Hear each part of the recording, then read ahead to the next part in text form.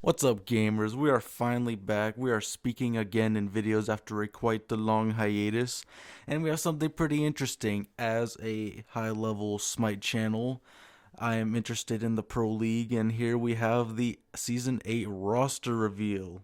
It was leaked out today, and basically what I just want to do is go through each roster, name off everyone on there, and pretty much give my initial thoughts and opinions on how I think the teams will go. My little bronze 5 opinion will probably not mean too much, and it's all just speculation and my thoughts, but I think it's quite interesting. And yeah, let's just get right into that. Yeah, so the first team we have here is the Valhalla Valkyries. We have Raph for support, Emilito ADC, Johnny Jungle, Zeros mid, and Ducky solo. Now, when I think of this team, all I can really think about is all of the potential, but not a lot to really prove it. We have two back-to-back world champions on the roster, but who's to say they're still going to play the same, especially talking about Emilito. Because we just saw with old rival Kalas, Ice, and Deathwalker that just because you were good at a point doesn't mean that's still going to continue. And the real question is, are we still going to get the same Emilito from Season 2 and 3, but now up here in Season 8 against people like Panda Cat and Cyclone Spin? And another big question mark comes from Johnny. Just the way that he's played in the SCC with playing these hard carry gods, this Baka and Set, is that really going to translate well into the Pro League? And then there's two more question marks with Zeros and Ducky. Zeros for his previous attitude issues that have led to him being kicked from teams. Has that been fixed? Is that going to be something managed? And with Ducky, were these 2 years on Obey just a fluke and he's a good solo laner on a bad team? Or is he a contributing factor to why Obey was so bad for these past 2 years? This roster could potentially finish first or last or anything in between, and I think any of it's reasonable. Next up, we have the Olympus Bolts with Awesome Jake support, Barra ADC, Lasbar jungle, Venenu mid, and Haddix solo. This is the Renegades plus Haddix. And I don't know how I feel about that. They started off the year pretty bad and got hot towards the end of the season. I think Jake was far and away their best player, and the real question will lie in, did this one extra year of them being together, will it really be enough for them to go from potentially being good to actually breaking into the top 3 and being able to contend for Worlds? I don't have too much doubt for Haddix, just the way he plays and anything from when you see him play, I feel like there isn't much to question about him. And seeing that he has played in the SPL, but not necessarily as a full-time player, I really don't have too much doubt for him. And most of this just lies in how the rest of the Renegades can really handle a whole nother year together.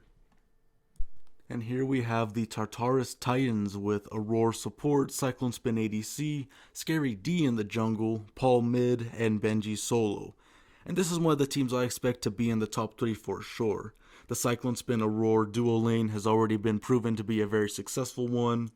Paul has already proven himself to be the top 2 mid laner, and he's definitely not second, molding a whole meta around him. Almost not necessarily single-handedly bringing a team back-to-back world championships, but pretty much being the whole pivot point on why they won, and single-handedly bringing Scylla into the meta again. I don't think there's any doubt around him as a player. And Benji's just a very, very consistent and good solo laner. You really can't get much more consistent and better than someone like Benji. The real big only question mark here is Scary D going to be a good jungler? Is he really going to be a high impact player? And the only other potential thing you could think about is, will they synergize well? But I feel like with someone like Aurora and such, I feel like they're going to be a very good team, nevertheless. Top 3 at the minimum. So the next roster we have is the Camelot Kings with Genetic Support, Netroid ADC, Captain Twig back in the jungle, Big Man Tings mid, and Variety solo. And all I can really think about this team is role players. I don't really see anyone on this team who's like a real big MVP hard carry style player. And that's the issue, I think. Because you have a lot of role players, a lot of Pippins on this team, but there's no big Jordan or anyone to really supplement that. And I feel like it's an issue. I think they can win games, but I don't know if it's going to be enough to win a chip or even go deep into Worlds. The only few question marks we'll have on this team is genetics. He's still unproven. We never have gotten to see him on actual regular ping. He's been playing any of his games on EU ping, so we don't get to see how he actually is. It's not a fair assessment. We get to see how Netroid performs outside of being with the Sanguine squad, and seeing if Captain Twig can transition well back into the jungle, which I'm pretty sure he can. And here we have what people will assume to be the worst roster, the Solar Scarabs. Inbound support, Zapman ADC, layers in the jungle, Boronic mid, and Solo Troll in solo lane. So the biggest caution signs on this one that people don't like to see is inbound and 2 rookies. And I will agree it's not bad, but I don't think it'll be as bad as people say it will be. Inbound was not very good, but I think there's upside and he has a lot of potential to improve. I think he has the right mindset for the game.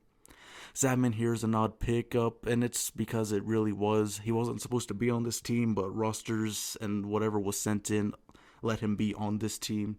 And I think the bigger question mark instead of inbound is having 2 rookies on one team, one of which probably isn't their first choice. I'm pretty sure if they had their pick at a mid laner, it'd be Crimson over Boronic.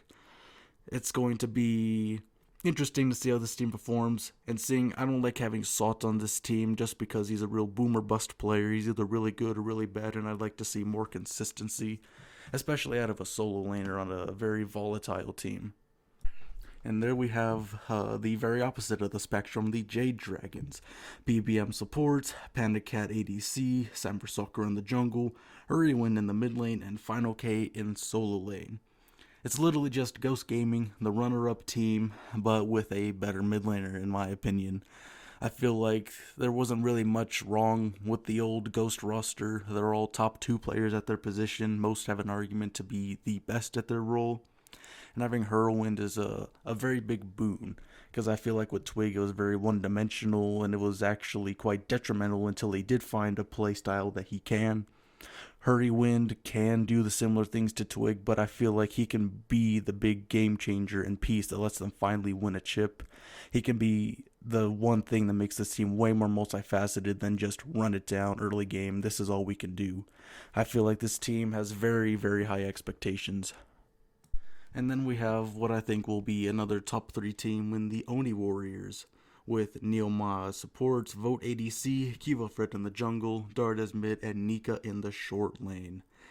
I think this team already speaks for itself. You have a very proven and potent trio with Nika, Dardes, and Vote, and you have 2 back-to-back world champions coming off of their back-to-back run. Kivo is playing the best smite of his career, and Neoma is not. I think you have to put respect on his name at this point.